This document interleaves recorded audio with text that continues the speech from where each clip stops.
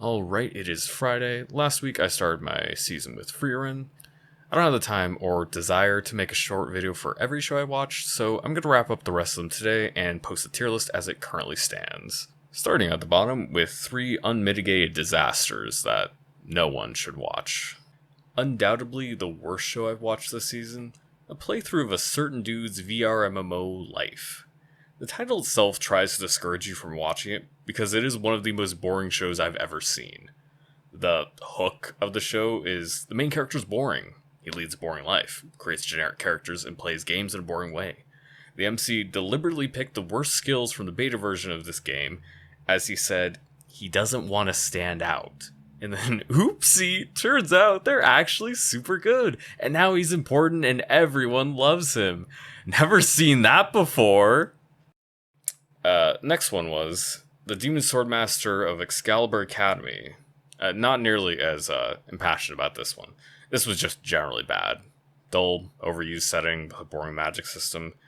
It's not the ugliest show I've ever seen, but I don't like it. They showed some gore, which I didn't expect, but it wasn't enough to change my opinion on the show. They tried to throw a lot of jargon at you, but none of it was interesting, none of it stuck to me. Pass. S-Rank Daughter. Visually, it looks like cool paleted garbage. I like the color of the backgrounds, but anytime we have action on screen, it's just crap. And an extension of the art style, the character designs are very dull. And the one joke they have that she can just never get time to make it to her father wasn't funny the second time they did it, let alone the 7th. It's going straight to the garbage. I'm not giving it a second episode. Moving up a little bit, we do have 2 of the shows I did make a video on, Ragna Crimson and Berserker of Gluttony. I am averse to shonens typically from a storytelling perspective. For me to care about them at all, they really have to deliver on the animation front. A good example of this is Demon Slayer. Silly story, strong animation. Neither of these shows deliver on the visual department, so they receive a poor rating. Third show I got here is the 2nd season of The Saint's Magic Power is Omnipotent. I watched the first season over 2 years ago when I had lower standards. I wouldn't recommend going back for it. It didn't hold up as well as I remembered. I got 3 more shows in C tier, starting with Ron Kamonohashi's Forbidden Deductions. Name aside, this is more of a comedy than any kind of detective drama, but its humor typically didn't hit with me, so I was rather uninterested. Its art style is good, I like that part, but its crying baby protagonist isn't for me. I think the first mystery was pretty smart. I was able to figure it out when they went to the barbershop. Still seems a bit fuzzy on how they were able to determine which barbershop these men were murdered at, but it was plausible enough to not break my immersion. That changed at the ending of the episode, which was way too far beyond reason. Both of the protagonists are total morons, and there's no way either of them would have figured out who did this. The family circumstances of The Irregular Witch is a very standard comedy. None of the jokes will catch you by surprise, the delivery isn't exceptional, and its animation is bog standard. I enjoyed it more than some other shows, but it didn't do any one thing well enough to be worthy of praise. I'm in Love with the Villainess is quite average. Worth a few laughs, nothing terribly wrong with it, but it's not pretty or particularly well written.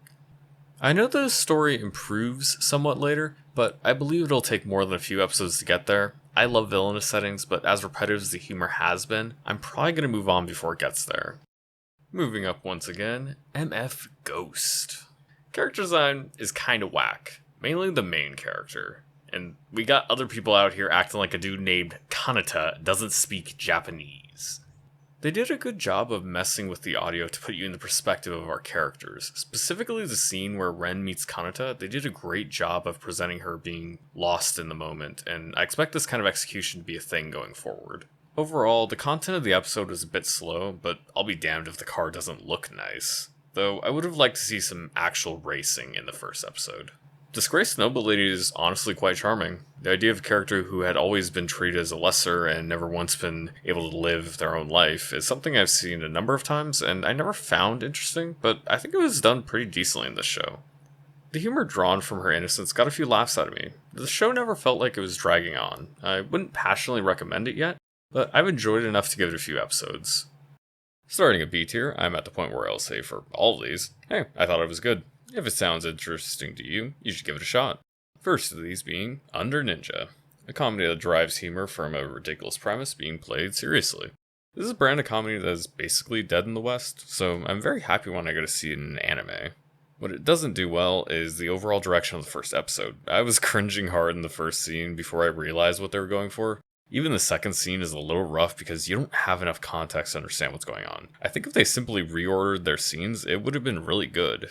Though the episode direction may not improve going forward, to which I rate this rather conservatively. I'll be able to make a more confident take on it in a few weeks.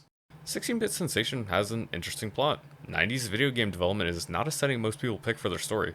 The protagonist is cute, and I liked her a lot as a lead. It was easy to become endeared by her passion for work.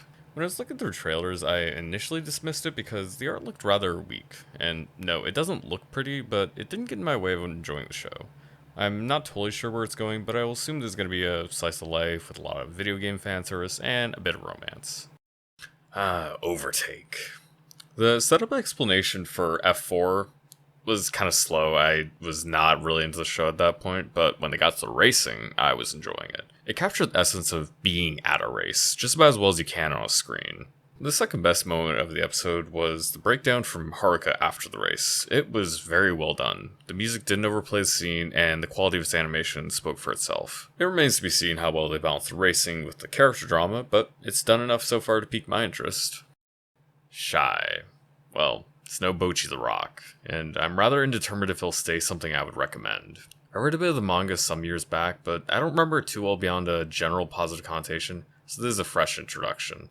We see our eponymous hero, who, befitting her name, has significant confidence issues. The inciting incident for her story is an amusement park accident where she can't save everyone.